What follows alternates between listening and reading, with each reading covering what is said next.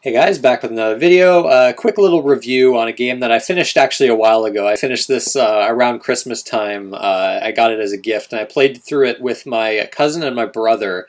And I've talked about it before, and it was a game I was interested in ever since it came out. And it's actually a game that was a sort of a surprise hit. A lot of people were not expecting it to be as good as it was. I saw it at previews and at E3 and things like that, and I knew this game was going to be good. But it's in the style of some games we've seen before, but it does things a little differently. And of course, the game I'm talking about is Until Dawn, and actually Heavy Rain. That's kind of the style of game this is. It's a narrative-driven game with choices that you make. And it's basically like a slasher movie, but with like Heavy Rain's or the David Cage game format. And that's something that I think is really creative and something that's not been done before, and something that I thought would be fantastic.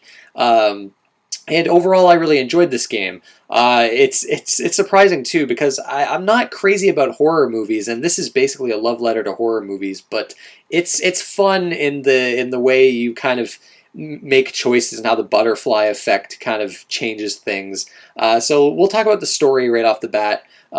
You're basically the game starts off at this like mountain lodge in Canada, actually, in Alberta, and these two girls disappear, and this game takes place a year after that, where all these friends, I think they're high school students, like they just graduated high school, but they come back to this lodge to kind of have fun and have like good memories of their friends that they lost on this mountain a year previous, and a killer is among them, and bad shit starts happening, and the story goes into some really interesting directions, starting from the second half. It begins as like your kind of typical slasher movie type plot with really cheesy, hammy dialogue, which I actually really liked, and I think fits with this game.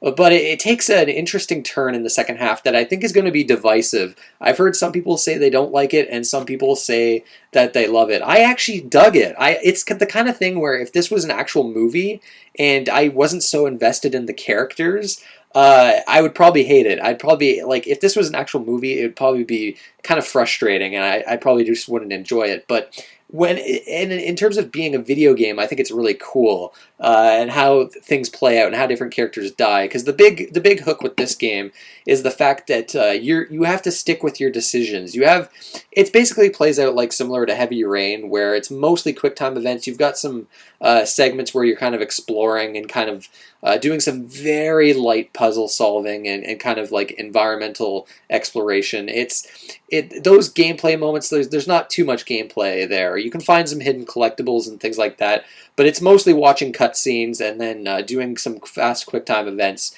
And if you mess up a QuickTime event, you might have a character die unexpectedly, and you have to live with that. You have to play through the rest of the game with that character dead and with that choice made. You can't revert back to a previous save until you've kind of beaten the game, and I think that's really cool. It keeps things exciting and tense.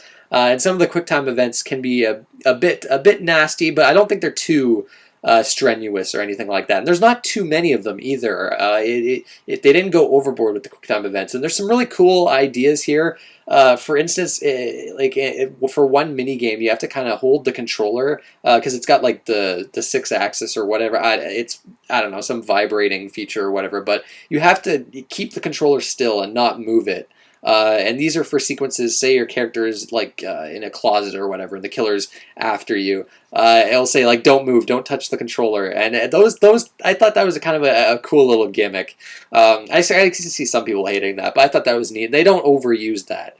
It's not something that pops up constantly. But yeah, there's a butterfly effect kind of thing that goes on with this game where you can kind of find these totems in the environments that kind of clue you in on maybe some events that might happen later in the game, maybe how a certain character might die, and you can kind of piece together some mysteries with in terms of like the plot. But you'll generally by the end of the game you'll have a good idea of what the main plot is and some of the backstory, which actually some of the backstory is actually pretty interesting, I think. Now the story, there's a lot of influences from classic horror movies, but saying what they are would probably spoil the directions where the story goes into. But like I was saying before, there's some really cheesy dialogue, but it's so genuine and it's such like a fun love letter to horror movies that you're just there for the ride, and it's really enjoyable. The main story is great. The characters all fit very specific archetypes. They're the kind of characters you've seen countless times before in slasher movies, and you just love to hate some of these characters. Emily, in particular, is just like, she is so awful, but in the best way possible. I don't really want to spoil her character too much, but yeah, the characters, you spend so much time with them, and you're so invested with them that you really don't want them to die. And the game's endings, there's many different endings depending on which characters you keep alive. You can have all characters alive at the end, or you can have like pretty much all of them die. Now, I kind of like looked up different kind of endings on YouTube and kind of found out exactly how the game works in specific sections. And I don't want to spoil that, but it's basically, there is a good amount of variance to the choices you make and how events play out throughout the story, but it's more linear than you would think based on your first playthrough. Once you kind of understand how the game works and how different choices are made and how different choices affect other choices, it's not quite as complex. You can definitely tell how the game didn't require an insane amount of work. It's the kind of thing where like choice in video games is always hard because it would just take a long time to make a game where there's just countless choices. So you can tell where the shortcuts are with this game. That's all I'll really say.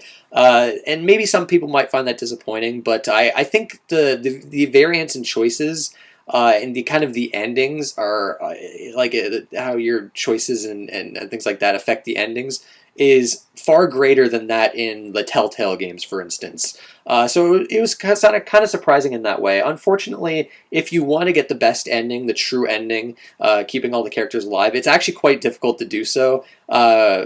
The first playthrough, it's a fun game to play with other people, but we had characters die, so I did just go on YouTube and watch the other endings, because you have to kind of play the game from the beginning, basically.